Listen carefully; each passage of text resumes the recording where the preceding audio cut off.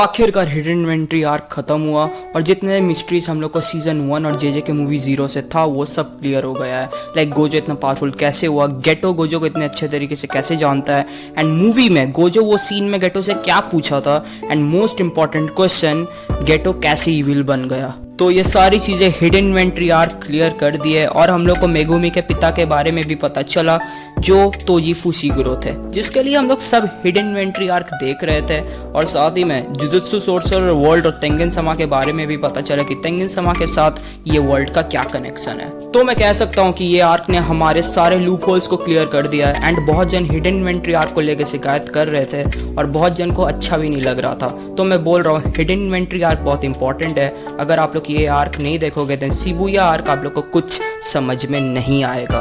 Last but not the least, Megumi किस तरह Gojo के साथ मिला था वो चीज को भी बहुत डिटेलिंग में दिखाया गया है। इसलिए मैं कह रहा हूँ अगर कोई ये आर्क नहीं देखा है then you are doing a very big mistake. And मेरे को हिडन इन्वेंट्री आर्क का एंडिंग सॉन्ग बहुत पसंद आया है जिसका नाम है अकारी, एंड इस गाने को गाया है सोसी सकियामा के द्वारा।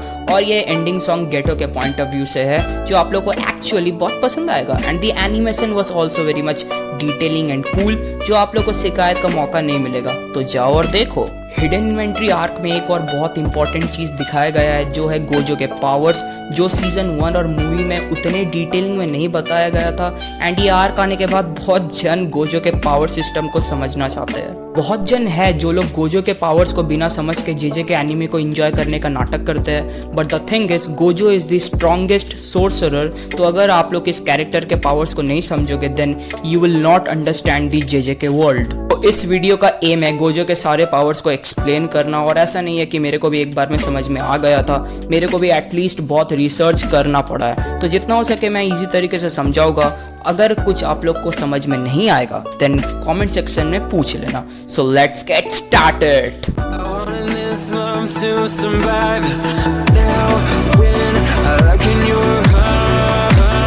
फर्स्ट अटैक है ब्लैक फ्लैश। तो ये एक फिजिकल अटैक है जो इमेंस कंसंट्रेशन से क्रिएट होता है। यहाँ तक कि बहुत सारे सोर्सरर्स इंक्लूडिंग गोजो इस अटैक को अपने विल मतलब इच्छा के अकॉर्डिंग नहीं कर सकते हैं। ब्लैक फ्लैश के स्पेस में एक डिस्टॉर्शन होता है जब कोई कर्स्ड एनर्जी को 0.00001 सेकेंड्स के फिजिकल हिट में अप्लाई करते हैं। एंड जब कोई सोर्सरर इस स्टेज तक पहुंच जाता है देन उसका कर्स एनर्जी ब्लैक में कन्वर्ट हो जाता है। एंड इस फिजिकल हिट से 2.5 टाइम्स इम्पैक्ट इंक्रीज हो जाता है। सेकेंड पावर है लिमिटलेस। तो लिमिटलेस गोजो क्लैन को बहुत पहले मींस विरासत में मिली है। एंड ये इन्फिनिटी के कॉन्सेप्ट को रियलिटी में लाती है। एंड ये यूजर को अलाउ करती है स्पेस को डिस्टॉर्ट और मैनिपुलेट करने में उसके विल के अकॉर्डिंग। गोजो क्लैन के सारे लोगों के पास लिमिटलेस हो सकती है पर जिसके पास 6 साइज है वो ही लिमिटलेस को मास्टर कर सकती है। एक्चुअली गोजो 400 सालों में ऐसा पहला सोर्सरर है जो लिमिटलेस के साथ पैदा हुआ है। एंड लिमिटलेस को डिवाइड किया गया है 2 टाइप्स में जो है standard and non standard. So in standards there are 3 techniques. The first one is infinity जो लिमिटलेस का बेस है, ठीक है। या इसको सिंपल में बोले तो ये एक कोई भी चीज को रोकने की शक्ति है। तो अगर इसको एक्सप्लेन किया जाए देन ये गोजो और ओपोनेंट के बीच में एक दीवार है। तो अगर कोई भी अटैक किया जाएगा देन वो अटैक उसके सामने आके स्लो हो जाएगा। एंड अटैक यूजर को कभी एक सिंगल टच भी नहीं कर सकती है। एंड इसका रीजन ये है कि लाइक गोजो और उसके ओपोनेंट के बीच में एक limited amount of space create करती है एंड इसे इनफाइनाइट टाइम्स में डिवाइड करती है। एंड इस अटैक को हमने सीजन 1 में जोगो और गोजो के फाइट के बीच में देखा था। सेकंड नंबर पे आती है कर्स टेक्निक एम्पलीफिकेशन ब्लू। तो ये कर्स तब क्रिएट होती है जब लिमिटलेस यूजर बहुत ज्यादा अमाउंट से एनर्जी भरती है उस पावर में। एक्चुअली ये टेक्निक किसी भी 2 ऑब्जेक्ट्स को अट्रैक्ट करती है एंड यूजर उस टेक्निक में जितना फोर्स लगाएगा उतने ज्यादा अमाउंट से ये पावर ऑब्जेक्ट्स को अट्रैक्ट करेगा। एंड इसका अट्रैक्शन पावर इतना ज्यादा होता है कि एक बड़े से बिल्डिंग को भी डिस्ट्रॉय कर सकता है। एंड ये टेक्निक गोजो को और एक एडवांटेज देती है विच इज गोजो बहुत फास्टली टेलीपोर्ट हो सकता है फाइट के दौरान। थर्ड में आती है कर्स टेक्निक रिवर्सल रेट। ये टेक्निक नेगेटिव कर्स पावर को रिवर्स करके मींस ऑपोजिट पॉजिटिव एनर्जी से पावर मिलती है, मीन्स ये चीज़ों को अट्रैक्ट करने की जगह उसको रेपेल करती है, मीन्स ऑब्जेक्ट को दूर भेजती है। एंड ये अटैक देख के पता चलता है ये एम्पलीफिकेशन ब्लू का उल्टा है। एंड ये यूज़र के फिंगर के नेल्स पे एक ब्राइट रेड बॉल क्रिएट करता है। एंड जब यूज़र इसे रिलीज करता है देन एक बड़ा एक्सप्लोजन होने के साथ एक बड़ा शॉकवेव भी रिलीज होता है, जिससे ओपोनेंट को 2 टाइम्स ज़्यादा डैमेज पड़ता है as compare to amplification blue. And last में एक नॉन स्टैंडर्ड टेक्निक आता है which is hollow purple. Hollow purple amplification blue और रिवर्सल रेड को मिक्स करके बनता है, जिससे एक इमेजिनरी मास्क क्रिएट होता है, जिसके सामने अगर कोई भी आ गया समझ जाओ उसका गेम खत्म। And a fun fact is reversal red को सीखना ही बहुत टफ है कोई भी फैमिली के लिए। एंड हॉलो पर्पल जो अटैक है ना उसको तो गोजो क्लैन के 80% लोगों को पता ही नहीं है, because hollow purple is very rare and complex. And इस अटैक को हमने गोजो वर्सेस तोजी के फाइट में देखा था जो इस सीजन हुआ था। थर्ड पावर है सिक्स साइज। जैसे कि मैंने पहले बोला था सिक्स साइज गोजो फैमिली को विरासत में मिली है।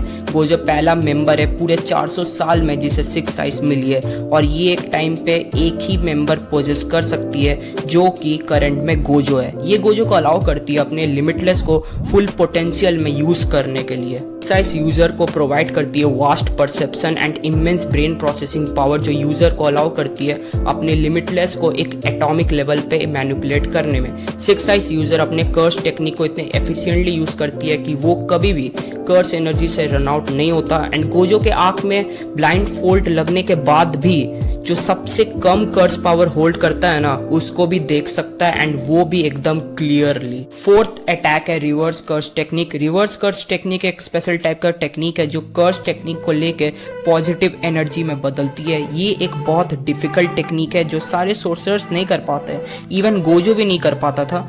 बट जब तोजी अटैक किया था एंड गोजो अपने मरने की स्थिति में था तो उस वक्त गोजो इस पावर को यूज कर पाया था। टेक्निक एक्चुअली ह्यूमन बॉडी को हील एंड जनरेट करता है, बट ये लॉस्ट एनर्जी को रिफिल भी करती है। फिफ्थ पावर है डोमेन एक्सपेंशन। डोमेन एक्सपेंशन बोला जाए तो ये एक टाइप का स्पेशल बैरियर है जो हर सोर्सर्स करते हैं। डोमेन एक्सपेंशन अपने आप में ही एक स्पेस क्रिएट करती है, एंड अगर कोई इस बैरियर के अंदर फंस जाता है तो डोमेन कास्ट करने वाला का हर एक हिट लगने वाला है। And domain expansion needs huge amount of curse energy. तो एक नॉर्मल सोर्सरर एक दिन में डोमेन एक्सपेंशन 1 या 2 बार ही कर सकता है, because as I said it needs huge amount of curse energy. But Gojo इसे मल्टीपल टाइम्स यूज कर सकता है because he has that huge amount of curse energy. And the last power is curtain. Curtain एक barrier technique है। अगर बोला जाए तो ये एक टाइप का फोर्स फील्ड है जो एक सर्टेन अमाउंट ऑफ प्लेस में ही क्रिएट होता है। तो ये अटैक कोई भी बाहर वाले को अंदर आने से रोकती है। फॉर एग्जाम्पल जैसे गोजो को सीजन 1 में गुडविल इवेंट के टाइम